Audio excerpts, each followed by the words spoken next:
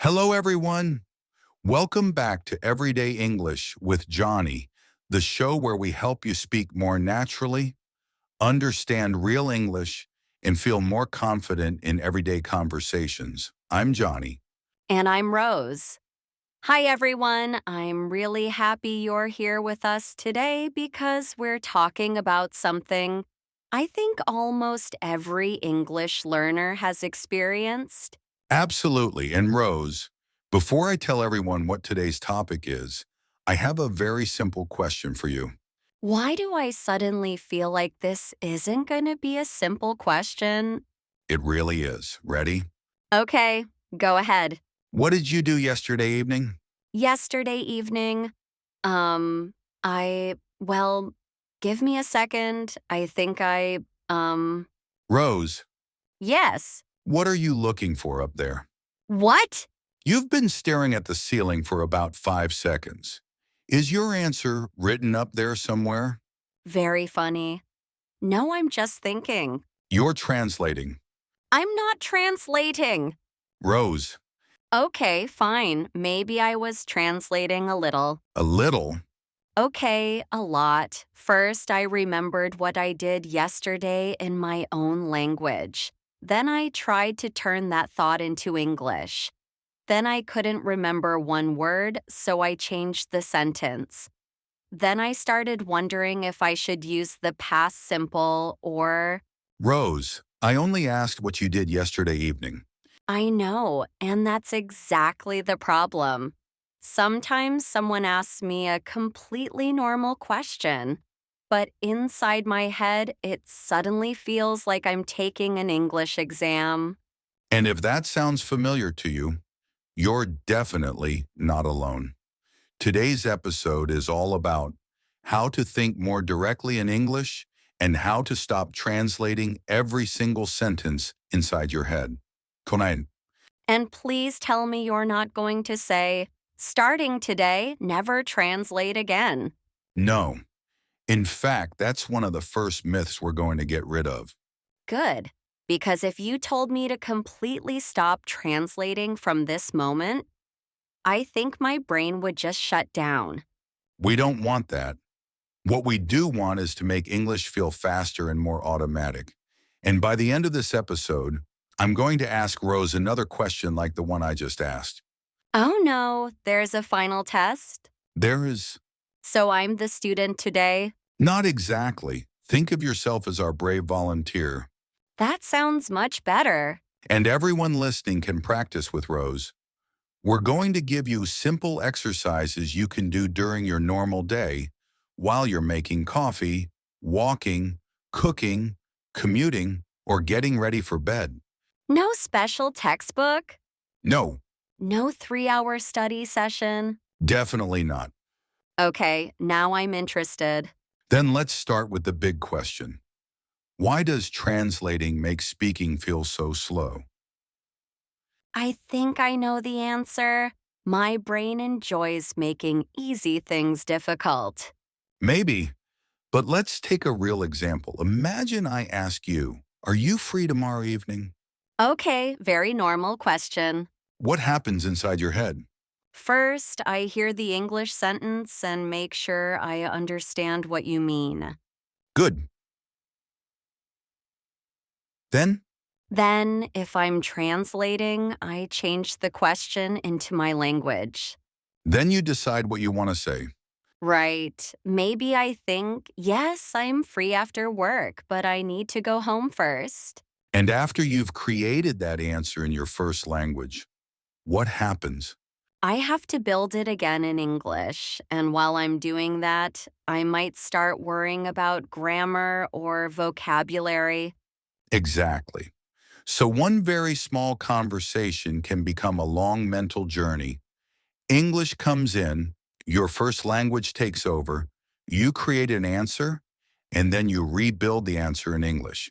When you explain it like that, it sounds exhausting. It can be. And the problem becomes even bigger when you're nervous because now you're not only translating, you're also thinking, they're waiting for me. I need to answer. Why can't I remember this word? Say something, anything. Just don't stand there smiling. Exactly. And the more pressure you feel, the harder it can become to find the English you already know. So, what are we actually trying to change? This is the first idea I want everyone to remember. The goal isn't to translate faster. The goal is to need translation less often. That's a very different goal. Yes, we want to gradually shorten the path. Instead of English, your language, English again, we want to build more direct connections between an idea and the English you use to express it. So, someone asks, "Are you free tomorrow?" I understand the meaning, and my answer starts forming directly in English. Exactly. Maybe your response is simply, I think so, or not until 7, or I'm not sure yet. Those are familiar pieces of English that can come out without a long translation process, But I want to go back to something. You said we don't need to stop translating completely. right? And that's important because translation isn't bad. It can be useful when you're learning a new word, checking a difficult idea, or trying to understand something complex. So, why does everyone keep saying, "Stop translating"? Because the problem isn't using translation. The problem is depending on translation for every little thought. So if I need it sometimes, that's fine. Absolutely. Think of translation as a bridge. A bridge helps you cross from one side of a river to the other. Okay. But you don't build your house in the middle of the bridge. That would be a terrible place to live. Exactly. So here's our phrase. Translation is a bridge. Use it when you need it, but don't live on the bridge. I really like that because it doesn't make learners feel guilty. You're not saying translation is wrong. You're saying, let's build other options. Exactly. And the first new option is surprisingly simple. I'm ready. Look around you. Right now? Right now, tell me what you see. Okay. I see a table, two cups, a microphone, a phone, a notebook, and Stop there. did I fail already? No, but you're just naming objects. Isn't that thinking in English? It's a start, especially for beginners. But if you only walk around thinking table, chair, window, door, you're mostly practicing vocabulary labels. And after 10 minutes, I'll probably be very bored. Exactly. So let's make the exercise more useful. Pick one object and tell me something about it. Okay, the table is small and it's made of wood. There are two coffee cups on it. One is almost empty, and I'm pretty sure that one belongs to you because you drink far too much coffee. We were doing so well until the personal attack. I'm just describing reality. And that's the important part. You began with an object, but then you created several connected thoughts. It's made of wood. There are two cups. One is almost empty. Johnny has a coffee problem. That last one is especially useful English. The point is, you're connecting what you see directly to English sentences. So this is step one. Yes. Step 1. See English. Look around and create simple thoughts about the world in front of you. Could I do that while I'm walking somewhere? That's actually a great time to do it. You might think, the street is really busy today. That cafe is new. There are a lot of people waiting for the bus. That man is carrying a huge box. Nothing complicated. Exactly. The mistake many learners make is trying to think about complicated topics too soon. They decide, from now on, I'm going to think about my career, politics, and the meaning of life in English. And 5 minutes later, they're exhausted. Right. Start with English you already own. My bag is heavy. Great. I forgot my water bottle. Good. I need to buy some groceries after work. Perfect. Those small sentences are useful because they're connected to your real life. Can everyone listening try this now? Absolutely. If it's safe for you to do so, look around and choose one object near you. Don't worry about creating an impressive sentence. Just say something true about it. Maybe you're holding your phone. You could think, my battery's low. I need to charge it soon. Maybe you're near a window. It's very sunny outside. The sky looks clear today. Or maybe you're on a bus. It's crowded. I hope I can find a seat. Give yourself a few seconds and try one thought now. And now add one more sentence. Don't stop with the name of the thing. Tell yourself something about it. That's the first habit. See something, then connect it to English.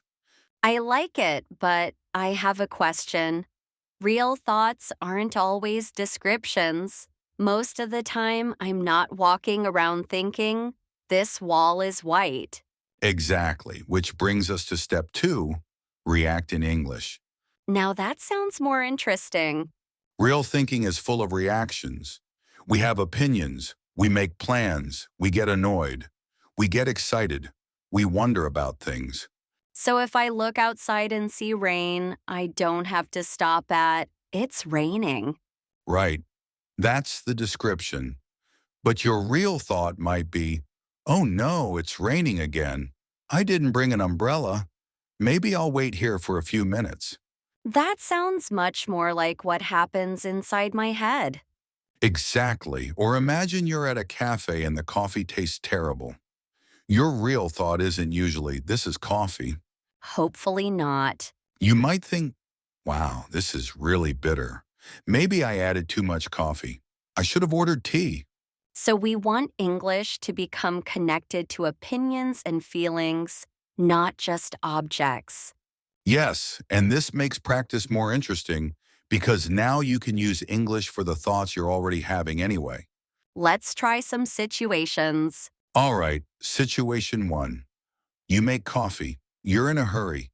You take a big sip and it's much too hot. Oh, that's way too hot. Why did I do that? I'll wait a minute.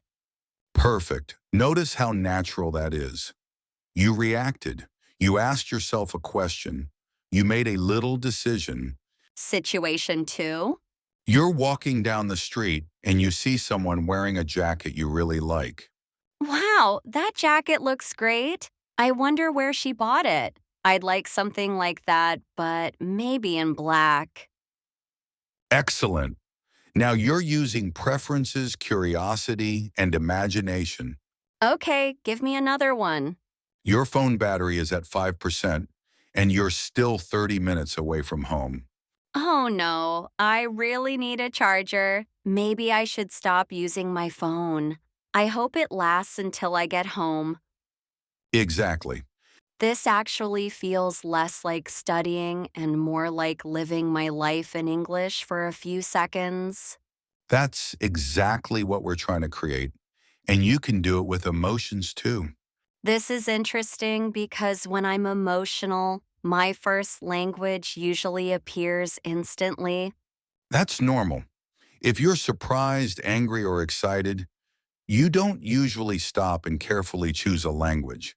So, how do I practice that? Start with very simple reactions. When something annoys you, think, this is so annoying. Or, why does this always happen? When you're happy, maybe, that's great. Or, I'm so glad that worked. And if I'm exhausted after work? I really need a break. Or, I don't feel like doing anything tonight. Wait, that last phrase is useful. I don't feel like. Exactly. And that leads perfectly into something that can make thinking in English much easier. Chunksarns Sarichim. We've talked about chunks before. They're basically ready made pieces of language, right? Exactly. One reason people translate is that they try to build every English sentence word by word. But fluent speech often works through familiar combinations that come to mind as a group. So instead of thinking about every grammar choice, I already have part of the sentence ready. Right. Let's take a few very useful chunks. I think I'm not sure if, I don't really feel like, I wonder if maybe I should. The problem is, and it depends on, I already know all of those. and that's the point. You don't need more knowledge right now. You need faster access to the English you already know. Let's practice them. Great. I'll give you a topic, and you start with one of those chunks. Tonight. I think I'll stay home tonight. I've had a long day. Good. This weekend. I'm not sure if I'll go out this weekend. It depends on the weather. Nice. You used two chunks. That new restaurant near your house. I wonder if it's expensive. Maybe I should try it this Friday. Excellent. Going to the gym after work. I don't really feel like going to the gym after work. Very natural. Very honest. And that's exactly what we want. Take English you already know and attach it to your own thoughts. So I shouldn't spend all my practice time memorizing new phrases. I should also take a few phrases and actually use them over and over. Yes, a chunk becomes powerful when it stops being something you recognize and becomes something you automatically reach for. I can see how that helps with the blank mind problem too. If I have, I'm not sure if ready, I already know how to begin. Exactly. Starting is often the hardest part. Once you begin speaking, the rest of the thought can follow. But now I'm going to give you the problem that always destroys this beautiful plan. Go ahead. What happens when I know exactly what I want to say, but I don't know one important English word? Then we reach perhaps the most important skill in this entire episode. Which is? Don't stop. That's easy for you to say. Let's test it. Imagine there's an object on this table. You use it in an office. It joins pieces of paper together. I know exactly what you mean. What's the English word? Wait, I know it in my language. Don't go there yet. Stay in English and describe it. Okay, it's a small thing you use in an office. You put some papers inside it, and then you press it down. Good. Keep going. And it puts a little piece of metal through the papers so they stay together. Perfect. But I still don't know the word. Did I understand what you were talking about? Yes. Then you succeeded. That's interesting because normally I'd feel like I failed if I couldn't remember the exact word. That's one of the biggest mindset shifts learners can make. Communication is not a vocabulary test. So the word is? Stapler. Stapler, of course. And maybe next time you'll remember it immediately. But even if you don't, you now know you can keep the conversation alive. That's actually very freeing. Which gives us our second big sentence for today. Fluency isn't knowing every word. Fluency is knowing how to keep going when you don't know a word. I think many learners need to hear that twice. Then let's say it again. Fluency isn't knowing every word. Fluency is knowing how to keep going when you don't know a word. Because even in our first language, sometimes we forget words. All the time we say, "What's that thing called?" Or, "You know the thing you use for," and the conversation continues. But in English, learners often panic because they think forgetting one word means the whole sentence is impossible. Exactly. So let's give everyone 4 rescue phrases. These phrases can help you stay in English when a word disappears. I love the name rescue phrases. Number 1, it's something you use to. It's something you use to open a bottle. Number 2, it's a kind of. It's a kind of tool. Number 3, what was it similar to? It's similar to a small knife. And number 4, I don't know the word, but. I don't know the word, but it's something people usually keep in the kitchen. Exactly. These phrases give you time, but more importantly, they keep your brain inside English. Instead of immediately jumping back to my first language and asking, "What's this word?" Right. And sometimes while you're describing it, the word suddenly comes back. That's happened to me before. I stop trying so hard to remember the word, I explain it another way, and then suddenly, there it is. Exactly. So our third step is keep going. See, react, keep going. Yes, and now let's put all of this into a real situation. Role play time? Role play time. Let's imagine we're in a coffee shop. I'm working behind the counter. Can I actually have a coffee after this? We'll discuss that later. So, no. Ready? Ready? Hi there. What can I get for you today? Hi, can I have a medium coffee, please? Sure. Would you like regular milk? Actually, can I have, wait, I know this word. I know this word. Don't chase it. Stay in English. Okay, it's not normal milk. It's made from, oats. Oat milk. Yes, oat milk. That's what I wanted. Of course. Anything else? I'd like something sweet too, but I don't want anything really heavy. We have chocolate cake, cookies, blueberry muffins, and banana bread. Which one isn't too sweet? The blueberry muffin is pretty light. Okay, I'll have one of those. Great. Is that everything? Yes, that's all. Thanks. Perfect. That felt surprisingly normal. And that's the point. What happened when you forgot oat milk?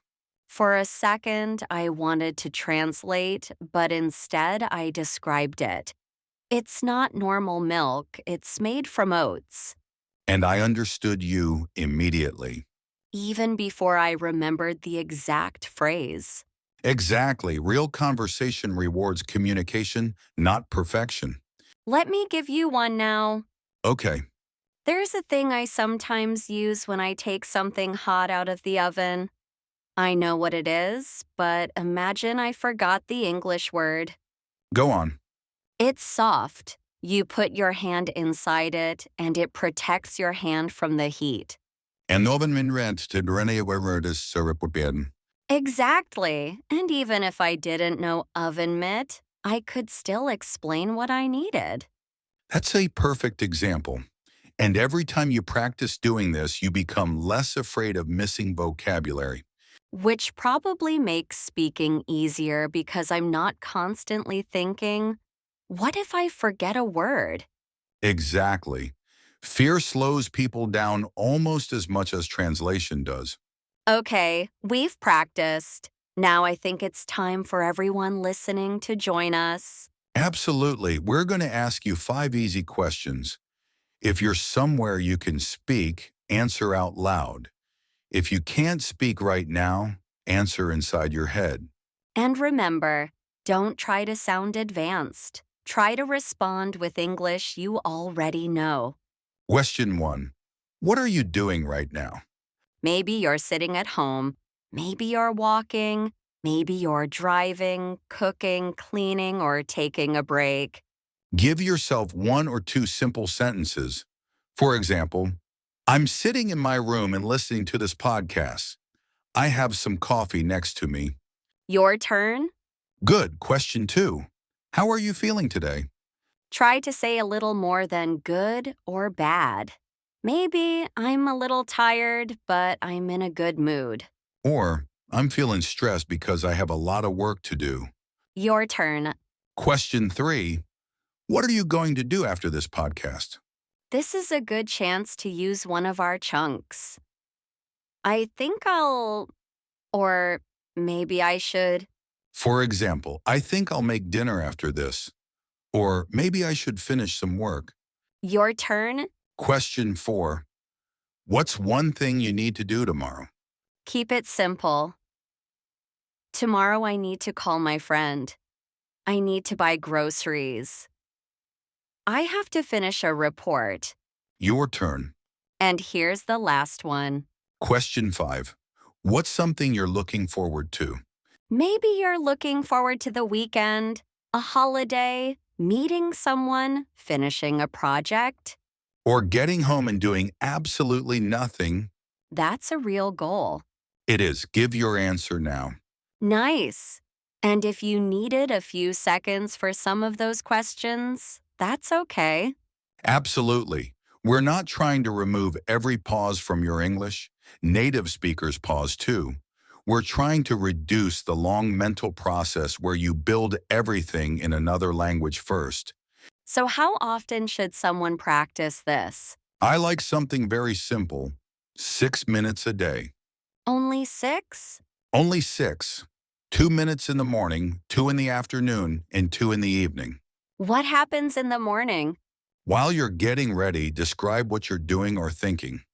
I'm making coffee. I need to leave in 20 minutes. Where are my keys? I think they're in my bag. So, it's a kind of little English inner monologue. Exactly. Then sometime in the afternoon, spend 2 minutes reacting to the world around you. That shop is really busy today. I'm hungry. Maybe I'll get something to eat. It looks like it's going to rain. Perfect. And in the evening, tell yourself a very short story about your day. Today was busy. I had a meeting in the morning. Lunch was really good. I finished work late, but now I'm finally home. Exactly. 6 minutes total. I really like that because it sounds possible. If you tell someone to think in English all day, they might try for 10 minutes and give up. Right. Small practice is easier to repeat, and repetition matters much more than doing one huge session and then forgetting about it. Can I make the exercise fun?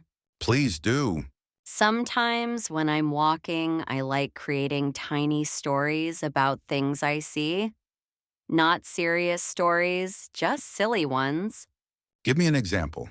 Maybe I see a man running down the street and I think, why is he running? Maybe he's late for work.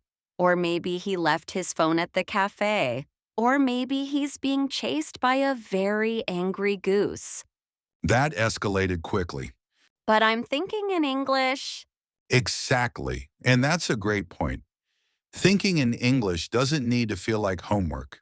You can imagine things, make jokes, complain, plan your weekend, decide what to eat, or have a little argument with yourself. I have those arguments in every language. Then English can join the party. There's one more thing I want to ask. What should I do when I notice that I'm translating again? Because I'm sure it's still going to happen.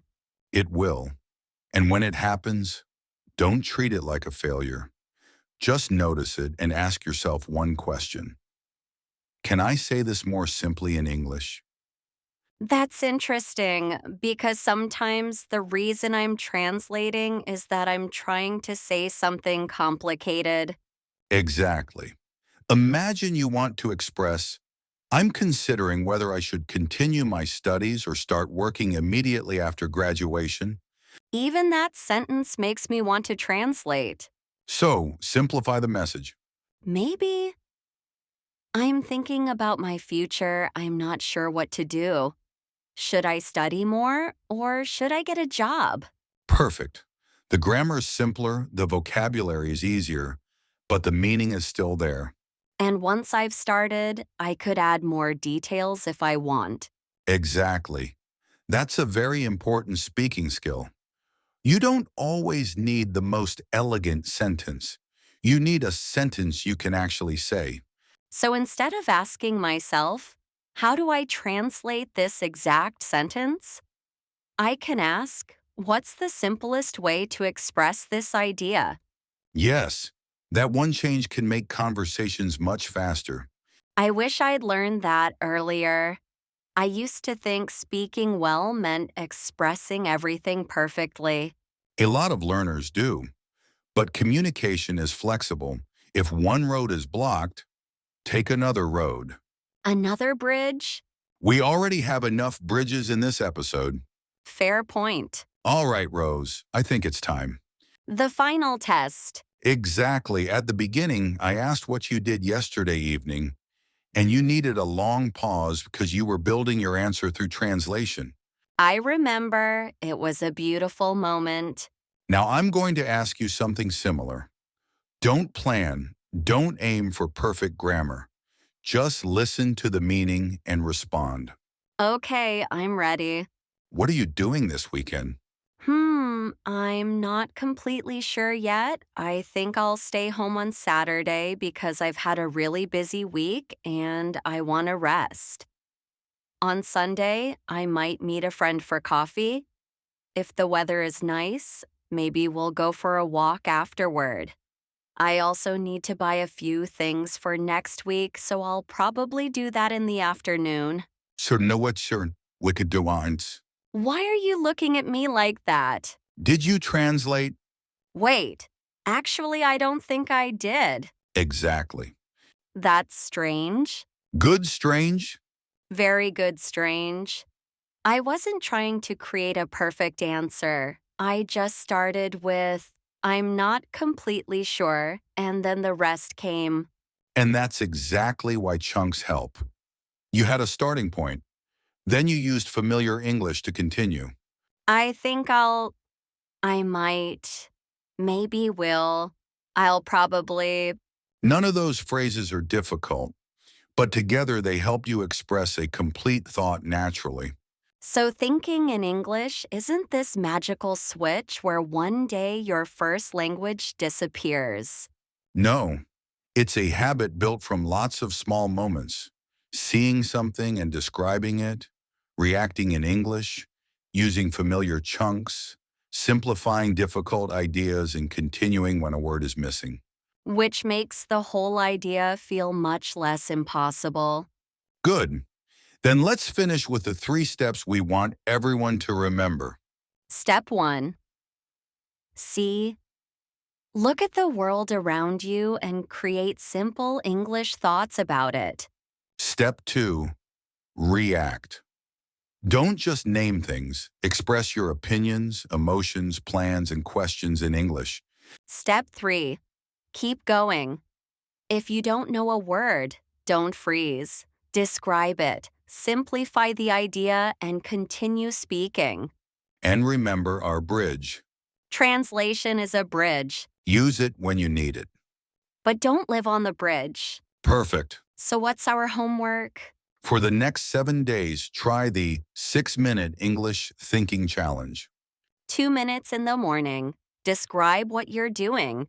2 minutes in the afternoon. React to something around you. 2 minutes in the evening. Tell yourself about your day. No perfect grammar required. No advanced vocabulary required. And if you forget a word, Keep going. exactly. And we want to hear about your experience. Leave a comment below starting with the sentence. Today I thought in English when. Maybe, today I thought in English when I was making breakfast. Or today I thought in English while I was walking home. Or maybe you'll notice yourself thinking in English without trying. If that happens, definitely tell us. And if this episode helped you, please like the video, subscribe to Everyday English with Johnny, and share it with a friend who's learning English too. Practicing with someone else can make the 7-day challenge a lot more fun. Thank you so much for spending this time with us today. Keep your English simple. Keep using what you already know. And don't be afraid when the perfect word doesn't come. You don't need every word. You just need to keep the conversation moving. We'll see you in the next episode. Thanks for listening, everyone. Take care, keep practicing, and we'll talk to you again soon. Bye, everyone. Bye.